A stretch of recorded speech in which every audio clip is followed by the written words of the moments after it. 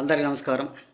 రాష్ట్ర ప్రజలకి, శ్రేయోభిలాషులకు ప్రతి ఒక్కళ్ళకి ఈ వైఎస్ఆర్సీపీ ఓడిపోయిన నాయకులు ఒక కొడాలి నాని గారు, అనిల్ కుమార్ యాదవ్ గారు మరి అంటే అవతలి నాయకుడిని అసెంబ్లీ సాక్షిగా వ్యక్తిగతంగా తమరి గారి సతీమణి భువనేశ్వరి గారిని ప్రజలు ఎన్నుకున్న నాయకుడు అసెంబ్లీలో నీచాంగా మాట్లాడితే మీ నాయకుడు వెకిలిగా నవ్వవచ్చు, అవునా కాదా? అదేవిధంగా అసెంబ్లీలో రాష్ట్ర ముఖ్యమంత్రి పర్యులు నారా చంద్రబాబు నాయుడు గారు సతీమణి భువనేశ్వరి గారిని అసెంబ్లీలో నీచంగా మాట్లాడవచ్చు, అది మెచ్చుకోవచ్చు. అది మీకు బాగానే ఉంది. ఆయన జగన్మోహన్ రెడ్డి గారు వెకిలిగా నవ్వవచ్చు, అవునా కాదా? కొడాలి నాని గారు, అనిల్ కుమార్ యాదవ్ గారు,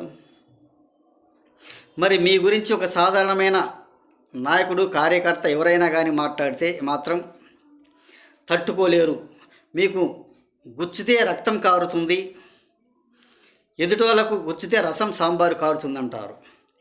మరి ఈరోజు అంత సవాళ్ళ మీద సవాళ్ళు విసిరే వాళ్ళు ఆ రోజు అసెంబ్లీ సాక్షిగా భువనేశ్వరి గారిని ఆ రకంగా అన్నప్పుడు ఏం చేస్తున్నారు, ఎక్కడున్నారు? ఒకసారి రాష్ట్ర ప్రజలకు వివరంగా చెప్పగలరా? ఈరోజు అడిగేవాళ్ళు ఆ రోజు ఎక్కడికి పోయారు? ఈరోజు భారతిరెడ్డి గారిని, భారతమ్మ గారిని అంటే ఈరోజు గుచ్చకొచ్చింది, మీకు రక్తం కారుతుంది. ఆ రోజు మరి ఆమెను అలా అడిగినప్పుడు మీరు ఎందుకు అడగలేకపోయారు? ఈరోజు సవాళ్ళ మీద సవాలు విసిరే వాళ్ళు ఒక పోలవరం పూర్తి చేయడానికి చేతగాక ఒక ఓడిపోతే షూ తొడుస్తాను అన్న వ్యక్తి అనిల్ కుమార్ యాదవ్ గారు, కొడాలి నాని గారు. అప్పుడు మీరు ఎలా అంటే అలా మాట్లాడారు. ఆ రోజు ఎక్కడికి పోయారు? సవాళ్ళ మీద సవాలు విసిరారు. ఆ రోజు ఏం చేస్తున్నారు? ఈరోజు అలా మాట్లాడే బదులు ఏది ఏమైనా మీరు మాట్లాడే తీరు మంచిది కాదు. అందుకే మీకు 11 సీట్లు ఇచ్చి రాష్ట్ర ప్రజలు బయటికి గెంటేశారు. ఆయన పోలవరం పూర్తి చేయటానికి చేత కాలేదు. ఈయన ఓడిపోతే నేను రాజకీయం సన్యాసి పుచ్చుకున్నాడా? ఈయనేమో చంద్రబాబు నాయుడు గారు బూట్లు తోడుస్తున్నాడా? అంటే అబద్ధాల మీద అబద్ధాలు ఆడుతూ పచ్చి అబద్ధాలు ఆడుతుంటే రాష్ట్ర ప్రజలు నమ్ముతారా? నమ్మరు కదా.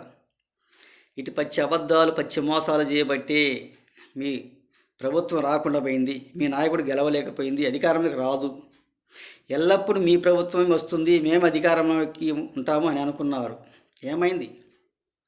రాష్ట్ర ప్రజలు బయటికి గెంటేశారు ఉదయమాపని. అలా చేయటం మంచిది అని ఉదయం లేచిన దగ్గర నుంచి సాయంత్రం వరకు పచ్చి అబద్ధాలు, పచ్చి మోసాలు. ఎక్కడైనా శవం దొరికితే బయటకు వస్తారు, లేకపోతే లేదు. ఈరోజు భారతమ్మ గారిని అన్నారు, ఆమెనంటే మేము ఒప్పుకోము అంటే ఆ రోజు ఎక్కడికి పోయారు? ఆ రోజు ఏం చేయటానికి పోయారు? మీరు ఆ రోజు అడగకుండా ఎక్కడికి వెళ్ళారు? మీరు ఆ రోజు అడగలేదా? మరి మీరు ఆ రోజు నిద్రపోతున్నారా? లేక గాడిదల గుర్రాలు ఏం కాయటానికి పోయారా అసెంబ్లీ నుంచి బయటికి పోయి? ఆ రోజు ఏమైనా చెవులు మోగబోయాయా? ఆ రోజు కళ్ళు కానరాలేదా మీకు? కొంచెం ఏదైనా బుద్ధి జ్ఞానం, కూడు తినేవాడు ఎవరు ఆ విధంగా అనరు అని తెలియజేస్తూ కొంచెం మారండి.